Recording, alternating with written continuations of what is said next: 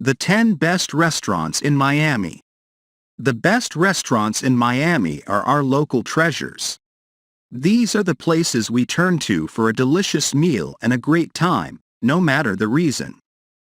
Our top places to eat in the city are a true mix of flavors and feels, from white tablecloth fine dining, like some of Miami's best steakhouses, and trendy spots leading the way in culinary innovation to tried and tested cheap eats in Miami that never, ever disappoint.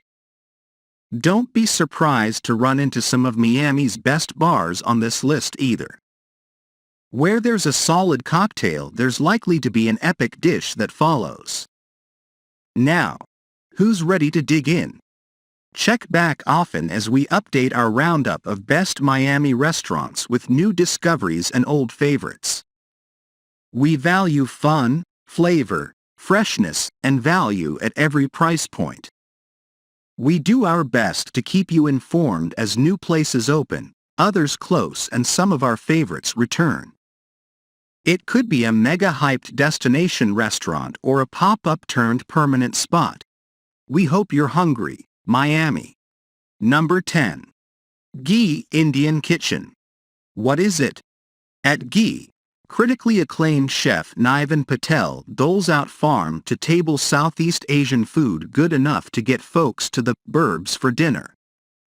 Why we love it? Patel grows about a quarter of his ingredients at his Rancho Patel in Homestead.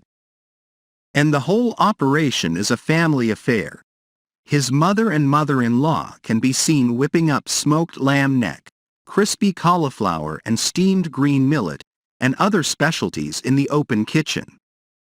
The dishes are seasonal, the curries are made fresh, and the naan is so flavorful, it should really be savored on its own. Number 9. Los Felix. What is it? This regional Mexican restaurant in Coconut Grove takes its tortillas, and just about everything else it does, very seriously. Why we love it? For starters, the tortillas here are made from imported Mexican corn ground by a volcano rock in a molino. Then there's the blooming carpaccio of beets that resembles a springtime flower and the blue corn quesadilla with multicolored squash blossoms fanning out from the opening. Be it vegan, vegetarian, or meaty pibil, every single dish shows immense attention to detail. Time out tip. The most obvious but necessary suggestion is to try the wine, of which you'll find a pleasing selection of boutique labels and natural varieties. Number 8. Mandolin Aegean Bistro. What is it? Styled after the striking white and blue paint seen in Cycladic landscapes, Mandolin is a dreamy outdoor eatery serving traditional Greek food. Why we love it? There's no better date spot. The menu of shareable dishes, think mezzes, baskets of freshly baked pita bread and a fresh whole grilled fish for two, helps play up the romantic atmosphere. Mandolin's satisfying homemade sangria really evokes the feeling of an island vacation, but don't take too many sips. You might just confuse its whitewashed exterior for Santorini. Number 7. La Mar. What is it? Gaston Acurio's renowned Peruvian restaurant inside the Mandarin Oriental, Miami, where the supremely talented Diego Oca runs the show. Why we love it? It takes serious talent to skillfully execute the complicated raw dishes La Mar puts out daily, and Chef Oca's got it in droves. His precision and technique are on display in every ceviche and tiradito adorned by foams and edible flowers. La Mar's waterfront patio is another sight for sore eyes, offering diners a 360-degree vista of downtown and Brickell. Swoon. Time out tip. La Mar's epic weekend brunch is back, and it's one of the best values in town as far as high-end experiences go. Diners get their choice of entree in addition to the sprawling buffet, featuring individually portioned ceviche and other raw bar favorites. There's also an anticucho station and a build-your-own sancocho bar sure to cure even the most hungover souls. Number 6. Zitsum. What is it? Zitsum is a modern, Asian-inspired restaurant in Coral Gables. Why go? Chef and owner Pablo Zitzman started his solo dumpling business during lockdown, and we couldn't be happier for his success. Zitsum is now a brick-and-mortar in Coral Gables, which means we can pop in at any time for his hand-rolled dumplings, scallion pancakes and other Asian-influenced dishes. Zitzman, who's of German-Mexican heritage, lets his creativity run free with unexpected pairings like charred cabbage with habanero butter and aged Parmesan and chicken pot stickers with Oaxacan salsa macha. Number 5. Ariat. What is it? At Ariat in Coconut Grove, Michael Beltran flourishes at the intersection of home-style Cuban cooking and contemporary fine dining.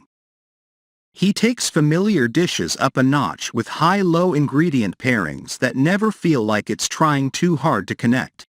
From a venison tartare and a uni disco, essentially a griddled sea urchin sandwich, to a monkfish encendido that combines shellfish with beef jus, it all kind of makes sense. Why we love it? Few restaurants can execute a burger, foie gras, ceviche and duck with the same level of precision. But then again, few places are Ariat. Number 4. Boyadi. What is it?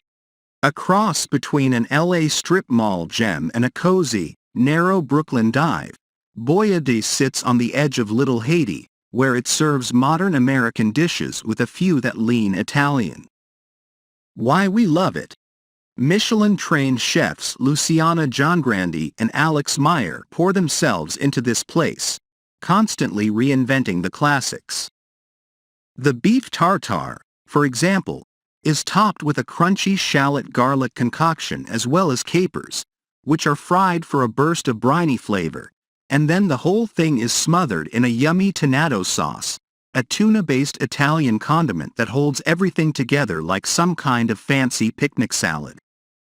The pasta is fresh and the wine list superb, offering a few skin contact options to coax you out of your comfort zone.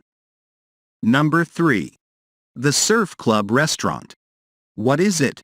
Thomas Keller's restaurant inside the Four Seasons Surf Club is a shining example of the quality and elegance the chef is known for.